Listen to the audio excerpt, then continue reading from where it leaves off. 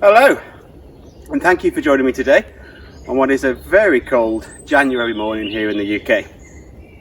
This video today is about a coast-to-coast ride that me and a couple of friends did back in August 2020 when it was a lot warmer than it is today.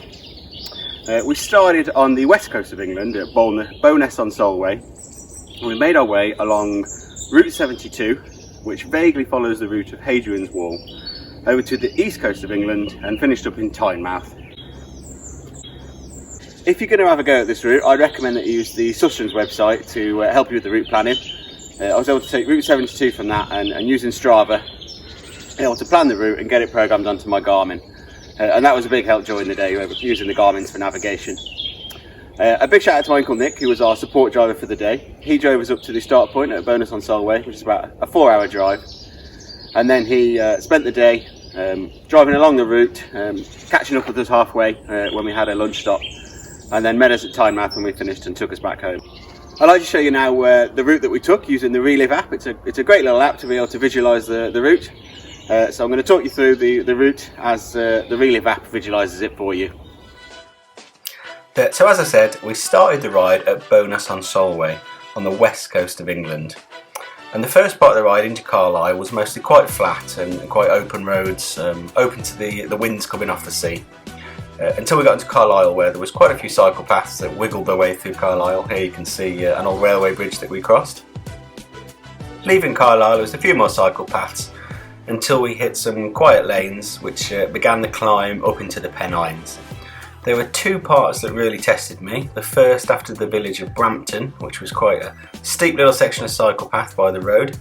And then secondly, once we made it almost to the highest point on the ride after the climb out of Holt Whistle, there's then a small descent past the Roman fort of Vindolanda, and then a climb again up until the peak at the highest point here at about 50 miles in. After those first 50 miles, it really did get a lot easier. There was no major climbs left.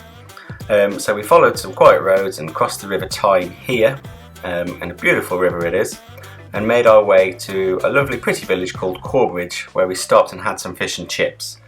Now I did enjoy it while I was having it, but it did sit quite heavy in the stomach afterwards. Approaching Newcastle upon Tyne, we joined a lot of cycle paths on old railways. Some of them were gravel surface, but certainly not too bad for taking the road bike on. As you come into the centre of Newcastle, you then join a sort of shared footpath cycleway to make your way through the centre of Newcastle upon Tyne. The rest of the journey was pretty much on cycle paths as well, a bit stop-start crossing the roads, and quite difficult as as we got to Newcastle you think you're coming towards the end, but the final 10 miles still to go.